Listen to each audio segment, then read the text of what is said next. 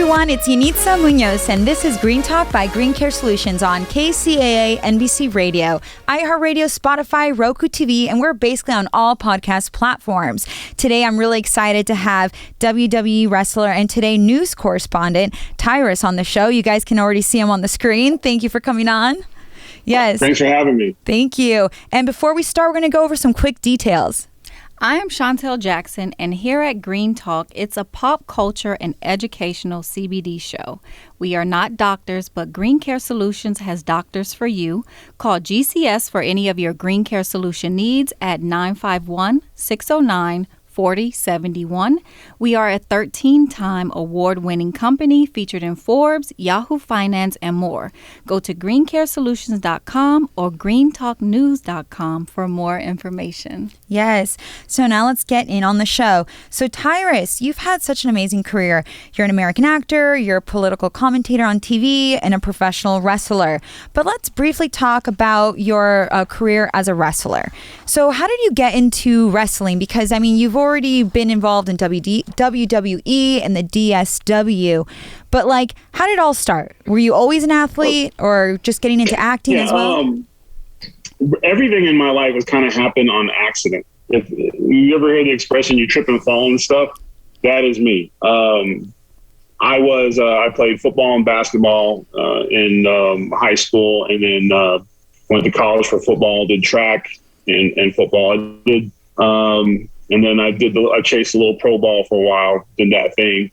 I had a degree in teaching, which a lot of guys who are trying to get that shot coming out of a small school, you end up doing a lot of substitute teaching. But I lived in California, and I don't have to tell you, if you live in California, a teaching job does not pay the bills, not even a little bit. Mm-hmm. So I started bouncing clubs at night. So I was bouncing clubs, and I was part of a crew. And pretty soon, teacher by day, monster in the clubs at night. And I had earned a pretty good reputation. And one of my nicknames was the Sandman, because I used to put guys to sleep and carry them out. Just very quickly, just destroy whatever their fight was, end it quickly so everyone else could continue with their party. And so one night, WrestleMania was in town, and I used to was running security for Saddle Ranch Chop House in Universal. The VIP treatment put him on a stage with a table, and he had like the Chris Masters and Carlito, a couple of the young guys who were having their first big WrestleMania break. So I was taking care of them, drinks on me, all that cool stuff. Well, as I was on the stage with him, I noticed in the middle of the dance floor, which was packed, that were these two guys, and apparently they had too much to drink, and they decided that they were going to dance with whoever they wanted to. Mm. So what they would do is they would like pull on the back of their pants or pinch them or grab them. So I'm like, hey, fellas. And I kind of lean down so they could hear me. I'm like, look, I'm in a good mood tonight. Stop doing what you're doing, and I'll let you go. Like, just go to the other side of the bar. No harm, no foul. And as I was talking to one of them, the other one hit me, punched me in the chest. Well, it wasn't the chest, more like it was in the belly. But I was looked at him like, did you just hit me? Right. And when I said it to him, the other one made his move and hit me. These were not great punches. This is not a phenomenal fight story. This is clearly they were lit.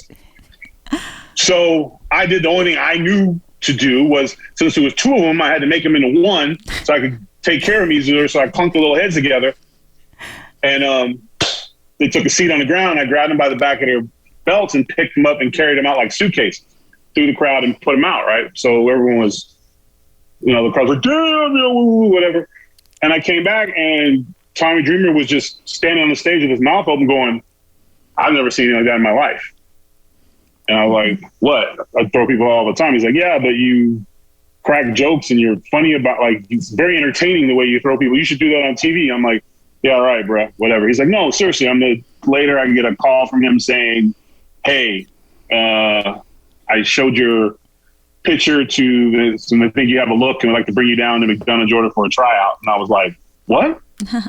Like, for real. Like, you're not playing with me. And he's like, yeah. I'm like, and at this time I just started working for Snoop on the night shift, and my club stuff, I had like 3 or 4 clubs going. So I had like, my hustle skills were loaded in LA. And I was finally like to a point where I was stacking chips, teaching during the day and clubbing and working in clubs at night and bodyguarding on the side. So I had pretty good enterprise going on. But the idea of getting a chance to wrestle, the kid in me was like, we got to do this, bro. Mm-hmm. So I went down to McDonough, Georgia and tried out. That's where I met John Laurinaitis and Bill DeMont, which you guys call Deep South, which was the minor leagues for the WWE. Basically, the WWE will give you what is called a training contract and train you if they think you're worth it. But I go from periods of being really jacked to being really chubby. I go up, my weight goes up and down all the time, right? Emotional eater, whatever you want to call it. So at that time, I was like a biscuit away from 400 pounds going through this workout. And while I thought I was doing amazing, they're looking at somebody running underwater in slow motion. But I never quit. They couldn't get, no matter what the drill was, I wouldn't quit. And they had this one drill that's really tough where you just keep running the ropes for 2 minutes. And while you're running the ropes, they blow a whistle and you got to drop, hit the ground, get up, keep running. And they thought for sure that was going to make me quit. And I didn't. So after that, John Laurinaitis came over to me and was, listen, you lose 50 pounds, I'll give you a deal. So I lost 100 and they ended up signing me and I went to Deep South and that's where my career started. Destiny took me in a different direction. Mm-hmm.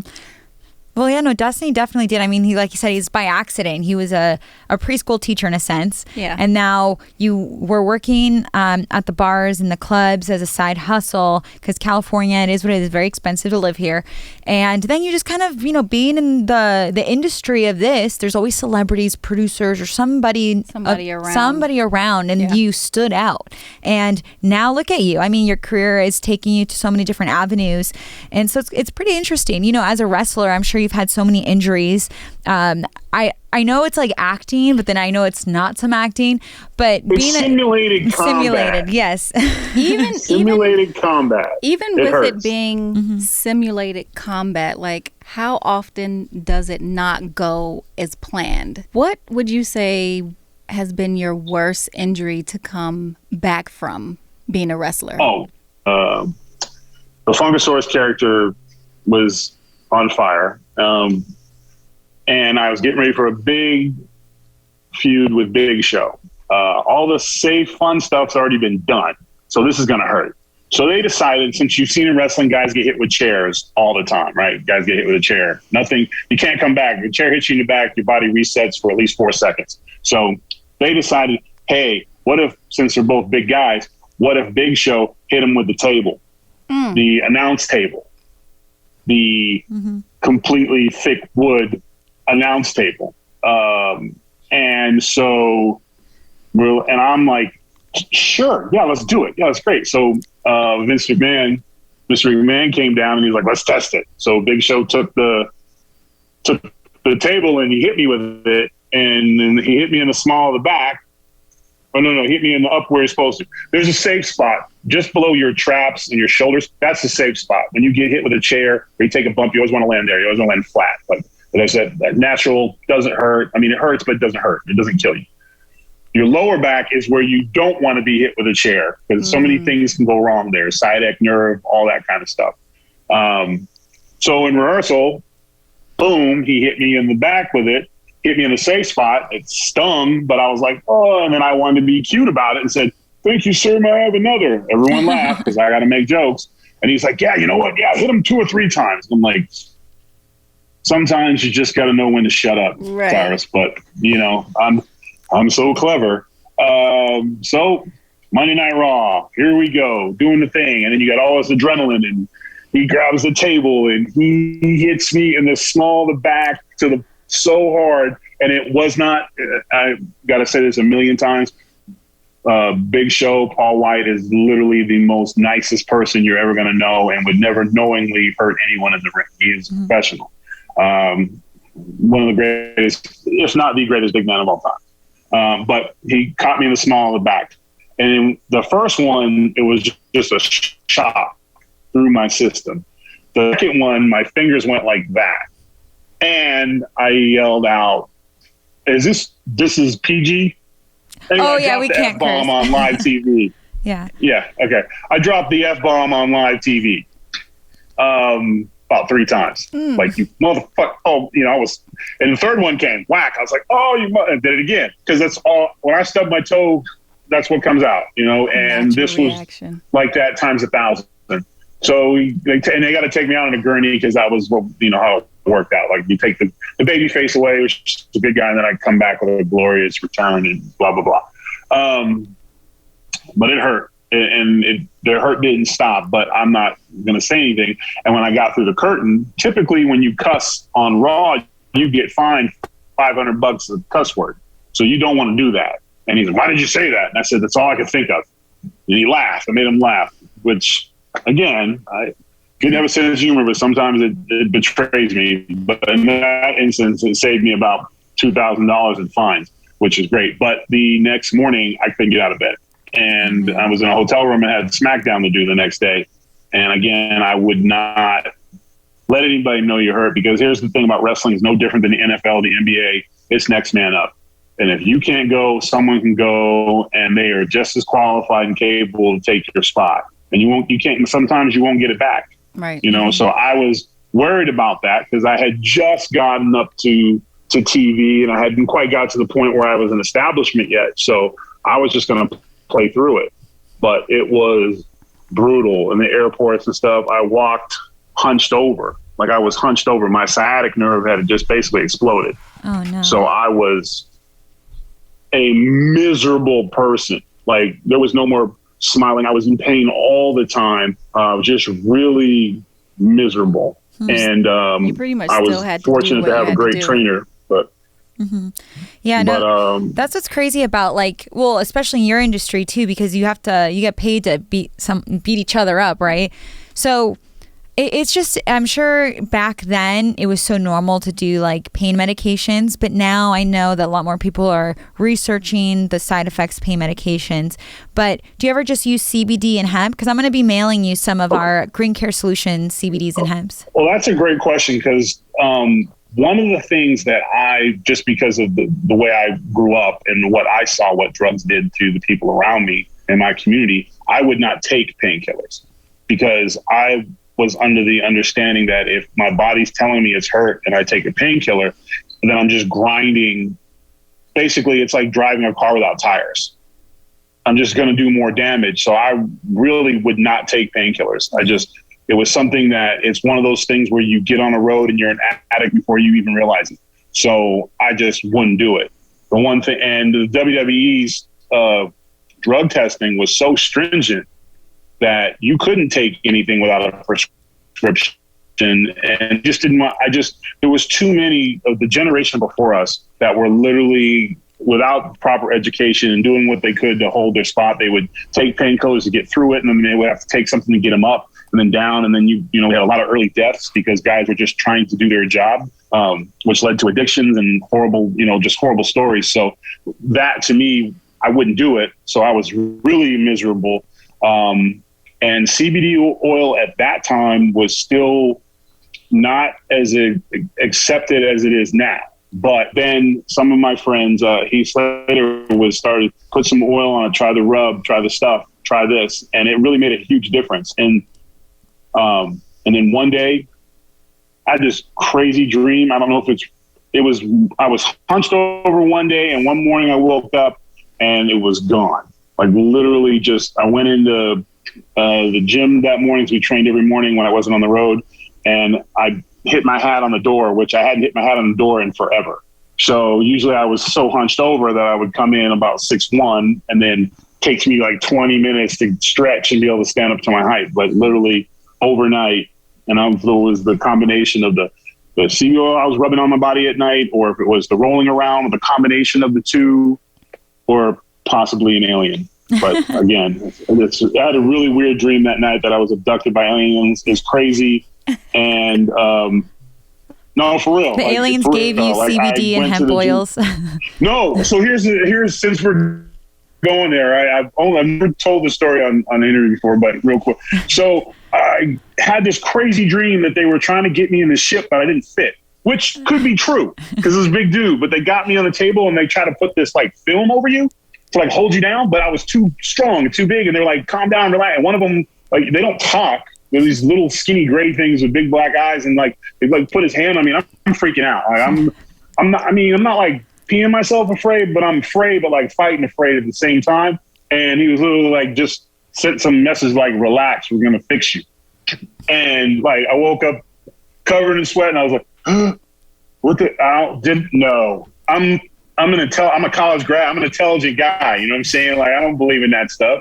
I don't, you think of all the stereotypes that go with alien abductions. I'm not in North Carolina in a trailer home in the middle of nowhere. So obviously this was just a dream. So I went to the thing. When I walked in, he was like, "Man, your posture looks great." I'm like, "Okay, bruh.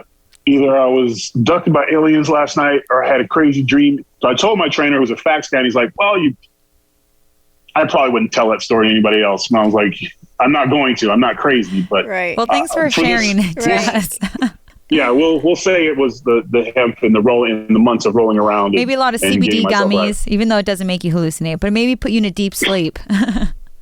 Yeah, but the thing about it was I continued to educate myself on the value of using marijuana in medicinal ways, and the CBD products have come so far from, and this was back in like 2014 to where it is today, to where literally I can attribute the fact, because I'm a power lifter and I wasn't able to lift heavy at all. Like it was one of the, and emotionally and psychologically it affected me, because I was a guy who was in the 2-ton club, which means I could lift combined weights, I could lift over 2 ton, and I couldn't do that anymore.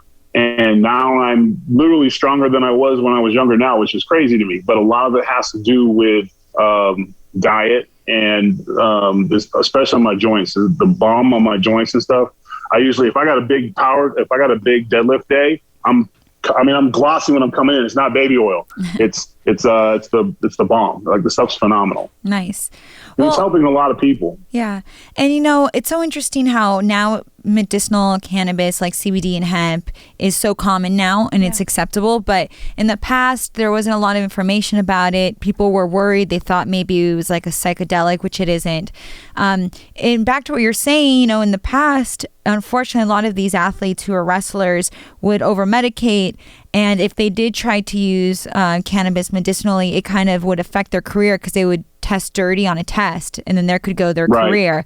But now it's changed so much. I mean, they get tested once a year, but if cannabis shows on their medical test for, if they are taking steroids or X, Y, and Z, would that affect them anymore, or is that changed?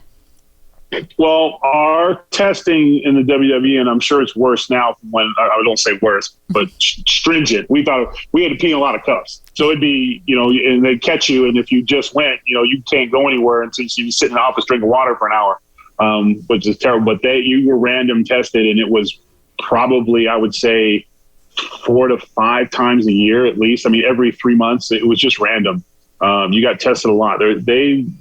They went far and above, and those people could make arguments. There's no difference between wrestling and Hollywood, which doesn't drug test at all. But because we're considered a sports entertainment, we follow the same guidelines as the NFL, the NBA, and we're more strict, so to speak. So when it came to testing, if you had a dirty test for like steroids or like a narcotic, you would be suspended 30 days, done, without pay. Originally, marijuana wasn't the suspension, but basically you had to go to rehab. Oh, wow. Like they treated marijuana the same as if you were been taking cocaine or something like that. So it's changed to where now it's a fine, because I think it's really unfair for athletes that if it's legal in California and you live in California, but you play for the Green Bay Packers or you wrestle in Florida, you can be fined and suspended, but then you could go home and walk into a shop and buy some edibles and some Granddaddy Kush or whatever you wanted. Not that that's my favorite, but I'm just putting that out there. But the point is like the science is there. It's always been there, but I think the reason why, and this is just the conspiracy theorist to me, is because one, you can literally grow it in your home if you needed to. The oils are non-addicting. So it's not like it's going to be something where like if you get on a painkiller, you keep going back. and you keep buying it and buying it, prescription and prescription. And, and then companies sell to doctors and they got to buy this pill. They push that pill, the way the pharmacies work and the doctors work. Whereas CBD oils and things that come from hemp and things like that are from relatively inexpensive. And you don't necessarily have to go through hoops and ladders and insurance companies to get what you need. And so I think that's one of the reasons why you don't see as much positive publicity. You don't see a lot of negative publicity about it either. It's just kind of like, they kind of act like it's not there. Yeah, exactly. Because it's such a great alternative, but it's cost effective for the patients. You're not going to break the bank investing in CBD oils and stuff for yourself. But the long-term results is you get back to the better you faster because you're not being slowed down with the side effects of taking so many different pills. You take one pill for the pain, and you got to take another pill for the high blood pressure that's caused by the pain, and then you got to take another pill because then eventually you're not getting enough circulation in your heart because all the pills you're on. Like, it never ends. It just seems like you'll see somebody and they'll literally open their medicine cabinet and you'll see 25 medicines they're on, all to counteract each other. Where you open my medicine cabinet, you'll see some toothpaste, some oils, and maybe some aspirin. But that's about it. And I'm physical. I'm a physical dude. Like, I lift heavy. I train hard. I'm still, I got some more wrestling left in me, and I train for that. So if there was a reason, I'm getting older. I mean, I hate to admit it to myself, but hey, Tony Hawk still skateboards. I feel like wrestlers could keep going. Who's the oldest wrestler? I feel like, well, The Rock is now a just 100% actor, but he could probably still do some throwdowns. But I feel like now it's being more like okay for wrestlers to be older. In a sense, like in the ring. Was Ric Flair probably the oldest wrestler is probably Ric Flair. Ric Flair, yeah. But he's Peter Pan, though. Like, he doesn't, right. He's going to live to like 300. I mean, there's some guys who I personally don't want to stay the day I can't, like I told myself, the day that I can't do the things that I've always been able to do, that it'd be a wrap for me. And I've had some time off with the pandemic and everything. I just wasn't willing to travel to wrestle. So I had halted a return. But now that things are opening up again, I have a return coming soon. But I've kind of waited out. But there's some guys that that's all they know. And they're usually from a different generation. Guys now in my generation, wrestling opens so many doors to so many different things that guys, they do their time and then they move on to other things. They use it to launch their careers. Not that wrestling career is a phenomenal career. Some guys stay, and sometimes the writers and whatever things don't work out for you. But the lessons that you're learning in wrestling in terms of being in front of that camera and the promos, which is talking, and characters, which is acting, is so valuable if you try to transition. And now you're more respected now because of that. With you being a wrestler, and you also have your hand in being an actor and have a new film out called Stand On It, and it came out in 2020. Can you tell us a little bit about that? Okay, so have you guys ever seen Smokey and the Bandit? Yes. Okay, one yes and one smile. Yeah. One a no, one a yes. Oh, you gotta be kidding me! Oh wow! Oh my gosh!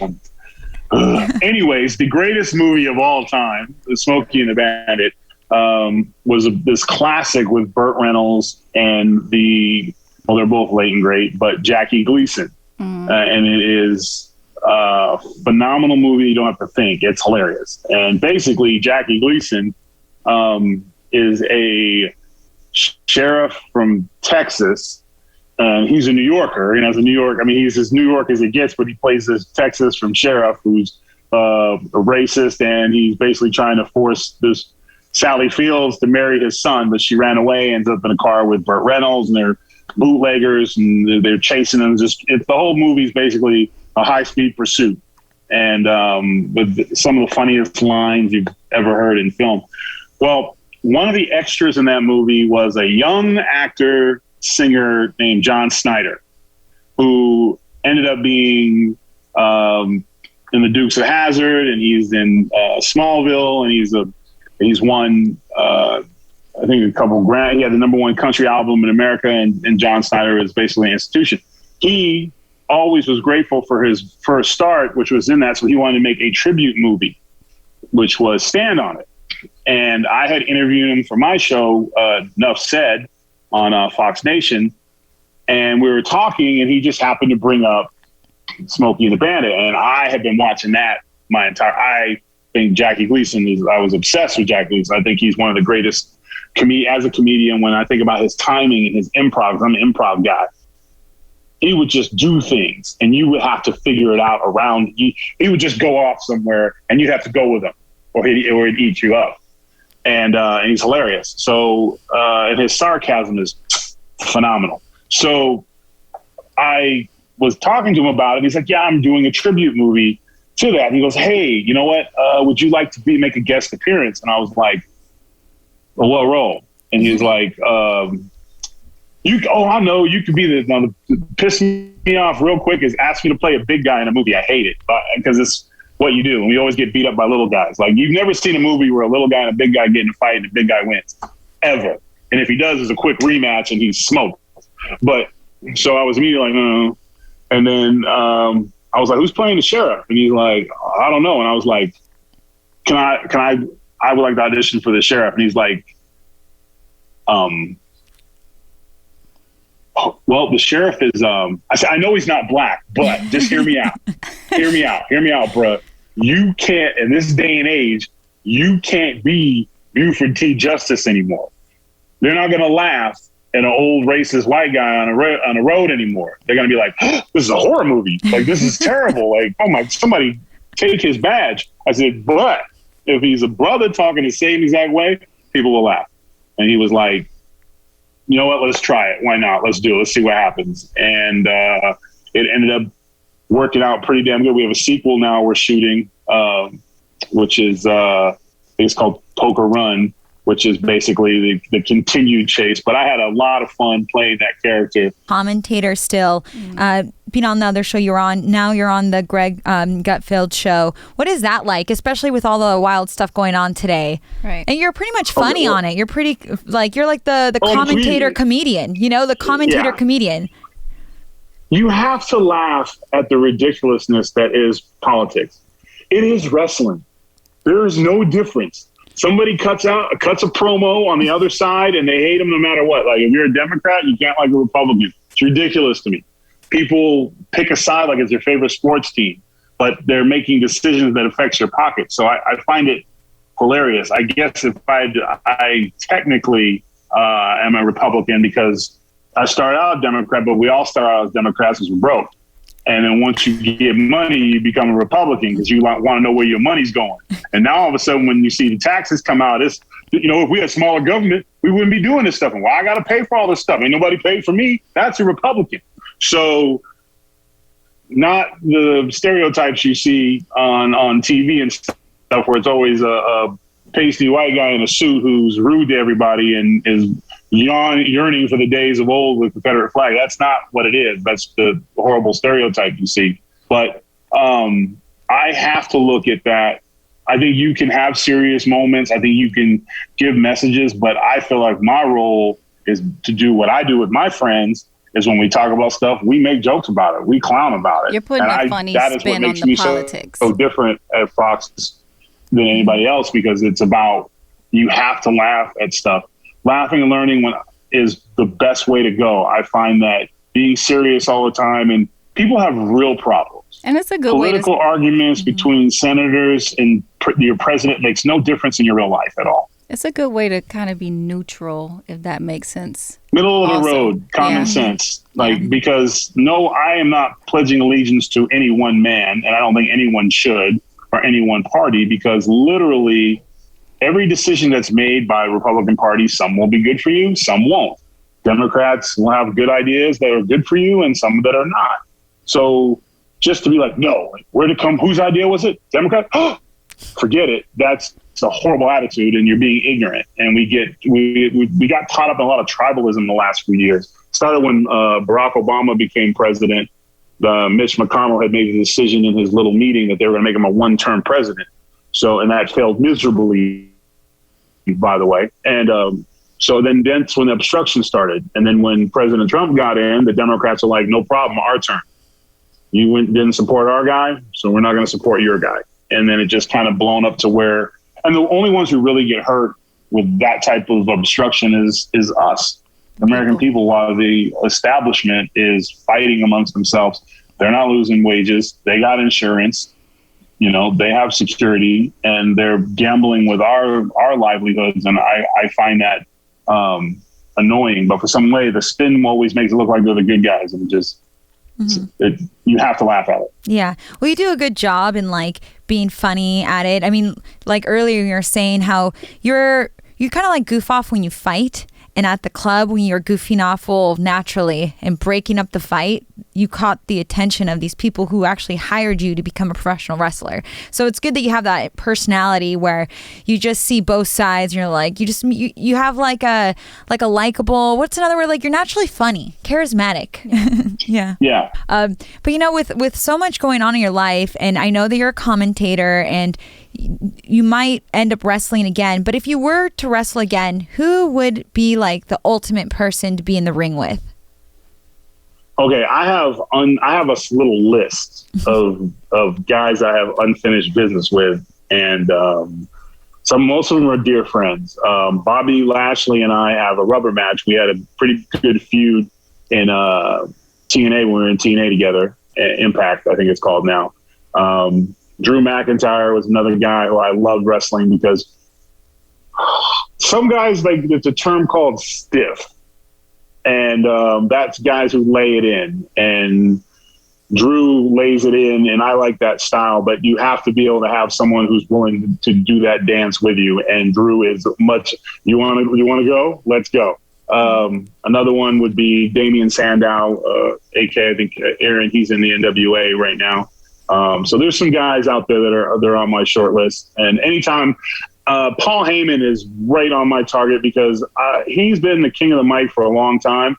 And we talk a lot, from time to time. And I'm like, one of these days, bro, you're going to get it. And he's one of the guys. If you can go one-on-one with Paul Heyman on the microphone, you're doing something. So, the Greg Gutfeld show, which is my mainstay on Fox News, we have been promoted to prime time. Although we were the #1 show in cable on Saturday nights for the last 3 years running. And so we have been rewarded with going prime time, 11 o'clock, Monday through Friday. So now we will be going, we'll be going one-on-one with the Jimmy Kimmels and the Colberts and all that good stuff, which we had been based on our numbers for the one Saturday, we had beat them. But now we got to put our money where our mouth is. And so now it's an amazing challenge to see if we can do it every night. So nice. That's coming soon. I don't have a date on that yet, but sometime in April. And then I think it was announced today, maybe it's a spoiler alert, but I'll be joining NWA wrestling this coming in March. So I'll be returning to the ring in March for NWA. So I'm excited about that. So I guess we just put that out there. But they sent me an email today that they had already did a press release. So I figure we're cool. But if not, there you go. Nice. Boom. So I think that's, and of course, my wife's company, Sensible Meals, has helped me lose and keep off 125 pounds. And if you check her stuff out at Ingrid Rink on Instagram or Sensible Meals, you can see she's doing a lot of incredible workouts and stuff. I can't do them. Don't try. I tried one time. It was embarrassing and I never heard the end of it because it was on film, where she's kind of hybrided aerobics, lifting with yoga and stretching and a little ballet. It's pretty, if you haven't seen it, check it out. And then I'm really excited about you guys sending me your CB oil products because I'm a huge fan of it and I've been looking for a new source. So this came right on time for me. Yes. Yeah. I'm going to be sending you the Green Care Solutions products and also have some Hemp Avenue products for your wife. I'll be sending you. Now, I know you're giving me a gift and you shouldn't ask for more, but the balm rubs, I have really big knees and elbows and I can go through one of those little containers like that. Oh. Like that. See that? So I'm okay. So if there's a bigger balm or a couple extra ones, that would be phenomenal. Yes. Like when I rub it on, when I do an Instagram thing, when I rub it on, like it won't take me the whole minute just to do one elbow. So when I do it, when I put up on social media, whatever, I have to do the big stories now because that's how long it takes me to rub that stuff in. But it's phenomenal, and it really makes a huge difference with my lifts. Nice. And this one's scented really good too. So you're going to love it all. I'm going to send you all these products. But we want to say, again, thank you so much for being on the show. Great conversation that we've had with you. My name's Initza Munoz. Everyone, thank you so much for watching and listening to Green Talk by Green Care Solutions. I'm here with my amazing co-host, Chantel Jackson. And thank you again, Tyrus, for being on our show when we sing all these goodies. And till next time, everyone, adios.